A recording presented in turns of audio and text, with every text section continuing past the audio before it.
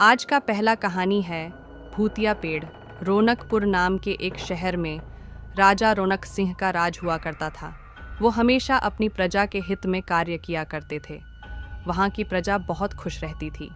एक दिन गिद्ध आकाश में भूतिया पेड़ के बीज लेकर उड़ रहा था।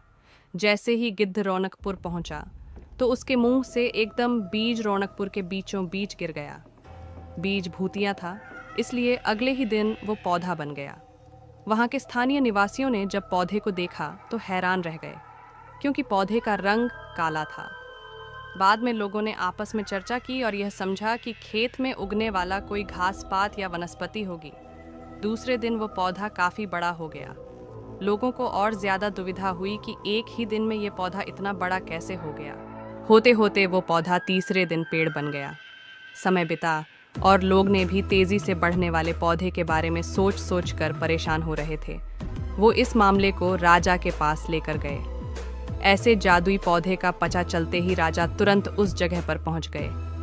राजा को जैसे ही पता चला कि एक काले रंग का पौधा 3 दिन में पेड़ बना है, तो वो भी उस पेड़ को हैरानी से देखने लगे।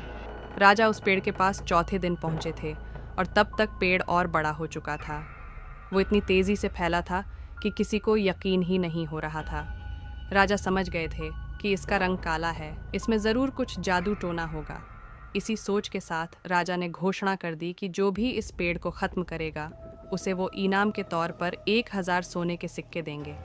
यही नहीं, राजा ने यहाँ तक कहा कि पेड़ को ख़त्म करने वाला व्यक्ति मेरी मृत्यु के बाद मेरी राजगद्दी पाने का हकदार भी बनेगा।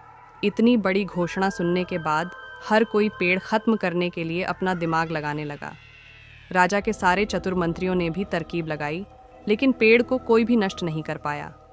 किसी ने पेड़ के आसपास आग लगवाई तो एक मंत्री ने उस भूतिया पेड़ को हाथियों तक से खिंचवाया, लेकिन पेड़ को कुछ भी न हुआ।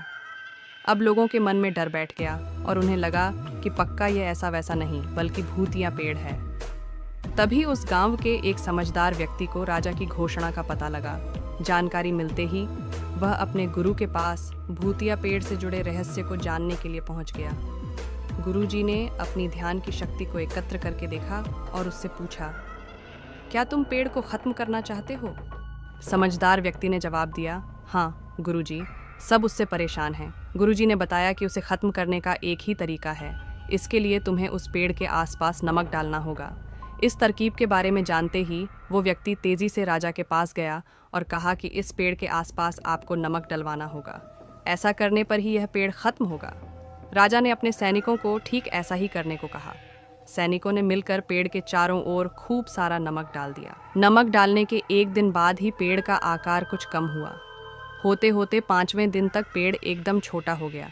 उसके बाद गलकर वो गायब ही हो गया। उस व्यक्ति की तरकीब काम कर गई और राजा ने खुश होकर उसे इनाम की 1000 सोने की मोहर पहले दी। उसके बाद एक पत्र दिया जिसमें लिखा था कि वो राजा के मरने के बाद उनकी गद्दी को संभालेगा। वो समझदार व्यक्ति खुश होकर अपने घर चला गया। ये कहानी यही खत्म होती है। चलिए अब बढ़ते हैं अगले कहानी की ओर। भूतिया हवेली की सच्ची कहानी एक छोटे से गांव की है, जहां एक हवेली थी जो सभी के बीच में एक भूतिया किस्से के रूप में प्रसिद्ध थी। इस हवेली की खिड़कियों से निकलने वाली अजीब सी आवाज़ें रात के समय गाते हुए धीरे धीरे सुनाई देती थीं। गांव वाले इसे भूतिया मानते थे और उसकी बातें गांव के छोटे बच्चों के बीच में भी कही जाती थीं। इस गांव में एक युवक था नाम सूरज, जो बचपन से इस हवेली की कहानी सुनकर बड़ा हुआ था। वह मन ही मन सोचता था कि एक दिन वह इस हवेली की सच्चाई को जानेगा। एक रात जब हवा ठंडी थी और चांदनी रात में हर चीज़ अपनी रंग बदल रही थी, सूरज ने अपनी गाड़ी निकाली और हवेली की ओर बढ़ा। हवेली का दृश्य रात की अंधकार में अद्भुत था। सूरज की गाड़ी रुकी और उसने देखा कि हवेली का दरवाज़ा धीरे धीरे खुल रहा था। वह अपनी गाड़ी से उतरा और हवेली के अंदर चला गया। हवेली के अंदर सूरज ने एक अजीब सी ठंडक महसूस की। अंधकार से भरी हवेली के भीतर कुछ छायाएं उजागर हो रही थीं और उसने समझा कि वह यहाँ अकेला नहीं है। एक अजीब सी आवाज़ ने उसे बुलाया, तुम यहाँ कैसे आए हो? हवेली के अंदर बढ़ते ही अंधकार और बढ़ गया और सूरज ने महसूस किया कि वह एक भूतिया स्थान में है। अचानक एक पुरानी ताक की ऊंचाई से एक आत्मा की आवाज़ सुनाई दी, तुम यहाँ से चले जाओ। हवेली के अंदर सूरज ने एक अजीब सी बांसुरी की धुन सुनी। धीरे धीरे एक छायादार रूप अगले कमरे से बाहर आया, जिसमें एक हुस्न वाली औरत बैठी थी, बांसुरी बजाती हुई। सूरज ने अपनी वीडियो कैमरा निकाला और हवेली की सभी घटनाओं को दर्शाने के लिए आगे बढ़ा। उसने बताया कि वह यह सब इसलिए कर रहा है क्योंकि वह लोगों को सच्चाई बताना चाहता है। आखिरकार सूरज ने हवेली से बाहर निकला और वहाँ की भूतिया हवा बंद हो गई। वह यह भी बताया कि किसी ने उसे कहा कि वह वापस न आए।